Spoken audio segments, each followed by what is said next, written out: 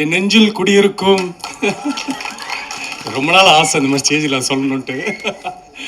So இங்கே வந்திருக்க அனைத்து பெரியவர்களுக்கும், மீடியா நண்பர்கள், பத்திரிகை நண்பர்கள், ஃப்ரெண்ட்ஸ், ஃபேமிலி, அப்புறம் நம்ம celebrities, Murugadoss sir, Sasi sir, Snehan sir, அப்புறம் என்னோடய fight master, editor, music director and cameraman sir எல்லாருக்குமே ரொம்ப தேங்க்ஸ். ஏன்னா எல்லாருக்குமே இப்போ வந்து பிஸியாக எல்லாருக்குமே ஒர்க் இருக்கும். ஸோ அதெல்லாம் விட்டுட்டு சரி இவங்க கூப்பிட்றாங்களே சரி போய் பார்ப்போன்னு ஒரு அன்போடு இங்கே வந்திருக்க எல்லாருக்குமே ரொம்ப ரொம்ப நன்றி. அது இந்த டைமை நீங்கள் ஸ்பெண்ட் பண்ணுறது வந்து நான் ரொம்ப ப்ரீஷியஸாக பார்க்குறேன். உண்மையிலே இது ரொம்ப சீரியஸாக ரொம்ப ரொம்ப தேங்க்ஸ். தேங்க்யூ ஸோ மச் இங்கே வந்ததுக்கு. இப்போ இவ்வளோ பேசணும் கேட்டுனதில் நம்ம என்ன பேசணும், இப்போ நம்ம எந்த ஃபங்க்ஷனில் இருக்குன்னே மறந்துட்டேன். ஸோ எனக்கு ஆக்சுவலி வந்து ஜென்ரலாக உங்களுக்கு எந்த டேரக்டர் ரொம்ப பிடிக்கும் அப்படின்னு என் ஃப்ரெண்ட்ஸ் சர்க்கிளில் ஃபேமிலிஸ்லாம் அப்பப்போ கேட்பாங்க. நான் எப்போவுமே சொல்கிற ஒரே பேர் வந்து ஏஆர் முருகதாஸ். எப்போவுமே நான் சொல்லுவேன். கொஞ்ச நாள் போக போக அவங்க என்ன பண்ணாங்கன்னா சரி வேறு ஏதாச்சும் இவன் பதில் சொல்கிறான்னா பார்க்கலாம்னு சொல்லிட்டு ஆப்ஷன் தரும் அப்படின்னு சொல்லிட்டு Mani Ratnam sir, Shankar sir, AR Murugadoss sir யார் உனக்கு பிடிக்கும் அப்படி கேட்டால் அப்படியே நான் ஏஆர் முருகதாஸ் சார் தான் பிடிக்கும் அப்படின்னு சொல்லுவேன்.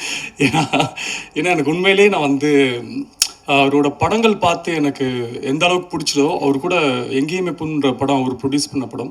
ஸோ அந்த படத்தில் நடிக்கும் போது அவரோட கேரக்டர் அந்த பிஹேவியர்ஸ்லாம் பார்த்து நிறைய அவரை நான் ஃபாலோ பண்ண ஆரம்பிச்சிட்டேன் அவருக்கே தெரியாமல். ரொம்ப ஸ்வீட், ஒரு விஷயத்த வந்து கரெக்டாக புரிகிற மாதிரி சொல்லுவார். ஸோ என்கிட்டயும் அப்படி ஒன்று சொன்னார். இன்றைக்கி வரைக்கும் நான் ஃபாலோ பண்ணிகிட்ருக்கேன்.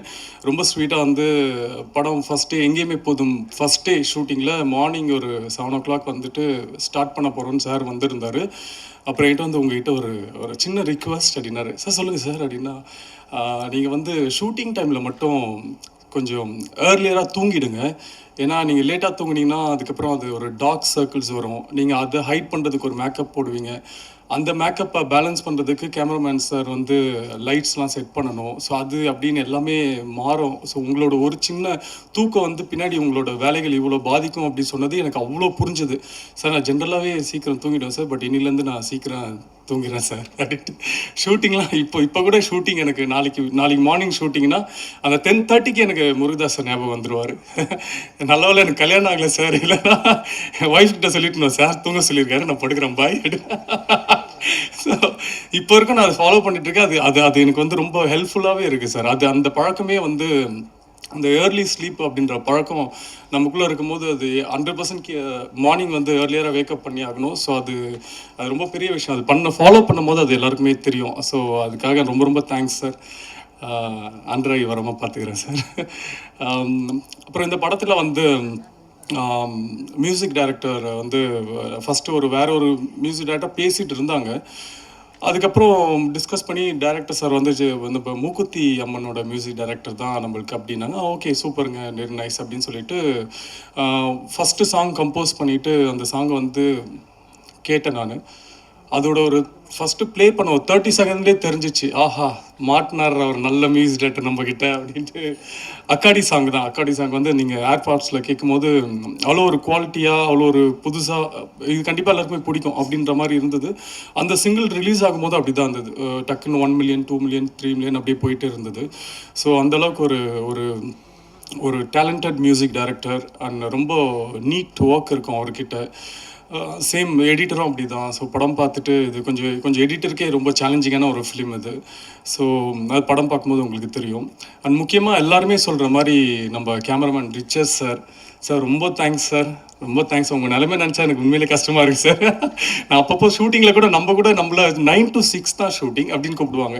ஓகே அப்படின்னு சொல்லிட்டு மார்னிங் 8 o'clock போயிட்டு ஓகே ரெடி ஆகிட்டு 6 o'clock அந்த 5:30க்கு சொல்லுவாங்க, டாலிங் அந்த சன்செட்டில் இப்படி ஒரு ஷார்ட் இருந்தால் நல்லா இருக்குமே அப்படின்னு சொல்லி ஷார்ட் அப்புறம் பார்த்தா ஷார்ட்டாகவே இருக்குது. அது ஒரு சீன், அது நைட் 10 மணி தான் முடியும் அப்படின்னு எனக்கு தெரியறதுக்கே 7 மணி ஆகும். ஸோ அதெல்லாம் நான் முடிச்சுட்டு நான் கிளம்பி வீட்டுக்கு போகும்போது சார் முடிஞ்சிச்சா ஷூட்டிங் பேக்கப் ஆயிடுச்சான்னு கேட்டால் இல்லை அவங்க வேறு லொக்கேஷன் போயிருக்காங்க, வேறு ஏதோ ஷூட் பண்ண போயிருக்காங்க. நைட்டு 12 மணி 1 மணி வரைக்கும் ஷூட் முடிச்சுட்டு திரும்ப மார்னிங் 7 o'clock வந்துடுவாங்க. ஸோ அந்தளவுக்கு ஒரு டெடிக்கேஷன் கேமராமேன் சார் வந்து நான் பார்த்துருக்கேன். நிறைய பேர்கிட்ட ஒர்க் பண்ணிக்கும். இப்போ சார் வந்து ரொம்ப ஃபாஸ்ட். அண்ட் எனக்கு அவர் ஒர்க் பண்ணுறாருன்னு தெரிஞ்ச உடனே ரொம்ப சந்தோஷமாக இருந்தது. ஏன்னா அப்போ தான் ரீசெண்டாக மாநாடு படம் வந்தது. சார் தான் மாநாடு படத்தோட கேமராமேன். ஸோ அந்த படம் பார்க்கும்போதே தெரியும், அதுவுமே ஒரு கேமராமேன் அண்ட் எடிட்டருக்கு ரொம்ப சேலஞ்சிங்கான ஒரு படம் தான். ஸோ சார் தான் பண்ணுறாரா வாவ் அப்படின்ட்டு எனக்கு ரொம்ப சந்தோஷமாக இருந்தது. ஸோ அது நினச்ச மாதிரியே அந்த அந்த ஃப்ரேம்ஸ் அந்த குவாலிட்டி எல்லாமே வந்து நினச்சிட விட ரொம்ப அதிகமாக நல்லா இருந்தது sir. Thank you so much sir. நான் அதை வந்து மறக்கவே மாட்டேன். இந்த படத்துக்கு நீங்கள் வந்தது வந்து எங்களுக்கு ஒரு பெரிய லக்கு. ஸோ சேம் அதே மாதிரி ப்ரொடியூசர் நம்ம பாபு விஜய், அவர் தான் ப்ரொடியூசர். ஒரு ப்ரொடியூசர் கூட வந்து எல்லாரோட ப்ரொடியூசரோட கஷ்டம் வந்து எனக்கு தெரியும். பட் வந்து அவ்வளோ க்ளோஸராக நம்ம பார்த்துருக்க மாட்டோம். ஏன்னா அந்த ப்ரொடியூசருக்கும் ஒரு ஒரு ஹீரோ ஆக்டருக்குலாம் வந்து ஒரு சின்ன டிஸ்டன்ஸ் இருக்கும். அவங்க எங்கேருந்து பணம் வாங்குறாங்க, அதுக்கு என்ன இன்ட்ரெஸ்ட் பே பண்ணுறாங்க, இது எதுவுமே எந்த ஆக்டருக்குமே தெரியாது. ஸோ அதெல்லாம் தாண்டி இந்த ப்ரொடியூசர்கிட்ட நான் வந்து ஒர்க் பண்ணும்போது எனக்கு ஒரு 10வது நாள் ஷூட்டிங் எனக்கு எப்படி ஆயிடுச்சுன்னா, என்ன 2 நிமிஷம் சும்மா இருக்கீங்க, டக்குன்னு இது கொளுத்துற ஷாட் எடுத்துடலாமா அப்படின்னு நான் கேட்டோன்னே இவங்க என்ன ஷாக்காக பார்க்க ஆரம்பிச்சிட்டாங்க. ஸோ அந்த அளவுக்கு ஒரு ஒரு ப்ரொடியூசர்னா இவ்வளோ கஷ்டங்கள் இருக்குது அப்படின்றது எனக்கு இந்த படத்தில் தான் ரொம்ப க்ளோஸராக தெரிஞ்சுது. ஸோ ஒரு பியூட்டிஃபுல் ப்ரொடியூசர் நம்மளுக்கு கிடச்சிருக்காரு. கரெக்டான படத்துக்கு தேவையான விஷயங்களை செலவு பண்ணுறது, தேவையில்லாத விஷயத்துக்கு செலவு பண்ணாமல் இருக்கிறது. ஸோ அது எல்லாமே ஒரு குட் குவாலிட்டி ஒரு ப்ரொடியூசருக்கு. ஸோ அது நம்ம பாபு விஜய் சார் பண்ணார். And director Babu Vijay sir வந்து சம்டைம்ஸ் படம் ஷூட்டிங்லாம் முடிஞ்சு எனக்கு கனவுலலாம் வர ஆரம்பிச்சிட்டார். சார் டார்லிங் ரெடி டார்லிங் அப்படின்னு. ஓ வீட்டில் இருக்குமா, ஓகே ஓகே அப்படின்ட்டு. அந்த அளவுக்கு எப்படின்னா நம்மளை வந்து டயர்டே ஆக்க மாட்டார். நம்மளுக்கு வீட்டுக்கு போனால் தான் தெரியும் பயங்கரமாக உடம்புலாம் வலிக்குது, என்ன அப்படி பண்ணோம் இன்னைக்கு அப்படின்னா. அவ்வளோ சீன்ஸ் நடிச்சிருப்போம். ஒரு நாள்லேயே ஒரு 150 சீன், படத்துலேயே 60 சீன் தானே பாருங்க அப்படின்ற மாதிரி எடுத்துகிட்டே இருப்பார். நம்மளுக்கு டயர்டே ஆகாது. ஆனால் ரொம்ப இன்ட்ரெஸ்டடாக நம்மளை அந்த அந்த ஒரு பவருக்குள்ளே கொண்டு வருவார். கொண்டு வந்து வேலையை வந்து கரெக்டாக அவருக்கு வேலையை வாங்க தெரியும். அதே மாதிரி ஏதாச்சும் சின்ன சின்ன சஜஷன் சொன்னால் கூட வந்து அது ரொம்ப அழகாக எடுத்துக்க மாட்டார். இல்லை நான் சொன்னதே நல்லா இருக்கு, அதே பண்ணலாமே அப்படின்னு சொல்லுவார். அதுக்கப்புறம் அவர்கிட்ட ரொம்ப செல்லம் டார்லிங் அப்படிலாம், இது வந்து இப்படி பண்ணால் நல்லா இருக்குமே, இது பண்ணுறது வந்து விஜயகாந்த் சார் பண்ணுற மாதிரி இருக்குது, நான் வந்து எப்படி அப்படின்னு சொல்லி கொஞ்சம் கொஞ்சம் புரிய வச்சதுக்கப்புறம் அவருக்கு வந்து ஒரு ஒரு கம்ஃபர்ட் லெவல் வந்து ஒரு வாட்டி பண்ணி காட்டுங்க பார்ப்போம் அப்படின்னு நம்பிக்கை இல்லாமல் கேட்பார். அது பண்ணி காமிச்சதுக்கப்புறம் அவர் ஓகே இது ஓகே அப்படின்வாங்க. ஸோ அவர் அதே மாதிரி தான் அவர் வந்து ஃபஸ்ட்டு என்கிட்ட வந்து கதை சொல்லும் போது, கதை சொல்கிறதுக்கு முன்னாடி எனக்கு ஒரு பல ஃபோன் கால்கள், எங்கேயுமே புதும் டைரக்டர் சரவணன் கால் பண்ணார், தனஞ்சயன் சார் கால் பண்ணாங்க. அப்புறம் நிறைய பேர் எனக்கு கால் பண்ணி இந்த மாதிரி இப்போ யாருப்பா அந்த பாபு விஜய் அப்படின்னு. நான் தான் நெக்ஸ்ட் ஃப்ரைடே மீட் பண்ணுறேன், என்ன அப்புறம் டெய்லி எல்லாரும் கால் பண்ணுறீங்க, அப்புறம் இது ஃப்ரைடே இருக்கும் இது தாங்காது அப்படின்னு சொல்லிட்டு நான் அவருக்கு கால் பண்ணி நீங்கள் நாளைக்கே வந்துடுங்க சார் அப்படின்னு சொல்லி கேட்டு, அவர் வந்ததுக்கப்புறம் எனக்கு எல்லாருமே இவரோட கதையை கேட்க சொல்லி தான் கால் பண்ணாங்க. பட் இவர் அவர்கிட்ட ஒர்க் பண்ணாருன்னு எனக்கு தெரியாது. அவர் வந்தோடனே யார்கிட்ட ஒர்க் பண்ணிங்கன்னா ஏஆர் முருகதாஸ் சார்கிட்ட தான் ஒர்க் பண்ணேன்னா, நம்ம படம் பண்ணலாங்க ஓகேங்க அப்படின்ட்டு. ஏன்னா சார்கிட்ட இருந்து வராங்கன்னா அவங்க வந்து கண்டிப்பாக ஒரு பெரிய ஒரு குவாலிட்டி இருக்கும் அவங்ககிட்ட. ஒரு ஒரு ஒன்லி சினிமா தான் பேசுவாங்க. நம்ம எங்கேயுமே புதும் சரவணன் சாராக இருந்தாலும், அது சார்கிட்டேருந்து நம்ம பாபு விஜய் வந்தாலுமே அந்த சினிமாவோட அந்த பேஷன் வந்து அவங்ககிட்ட பார்க்கலாம். அது நிறைய நம்மளும் லேர்ன் பண்ணிக்கலாம். இப்போ சாரோட படத்தில் போய் ஒர்க் பண்ணி லேர்ன் பண்ண முடியாததெல்லாம் அவங்களோட அசிஸ்டன்ட் படத்தில் ஒர்க் பண்ணால் லேர்ன் பண்ணிக்கலாம். ஏன்னா ஆல்மோஸ்ட் அவங்களோட பேட்டர்னில் தான் இருப்பாங்க. ஸோ எனக்கு கதை சொன்ன உடனே ரொம்ப பிடிச்சது. அண்ட் அவர் ஒரு நம்பர் ஆஃப் டேட்ஸ் சொன்னார். அதோட ரொம்ப ஏர்லியாக தான் படம் முடித்தாங்க. படம் வந்து ஒரு ஃபர்ஸ்ட் ஆஃப்லாம் வந்து இப்போ எல்லோரும் சொன்னாங்க படத்தில் நிறைய நம்ம நம்ம மாண்புமிகு தமிழக முதலமைச்சர் விஜய் அண்ணனோட சாயல் இருந்தது அப்படின்ட்டு.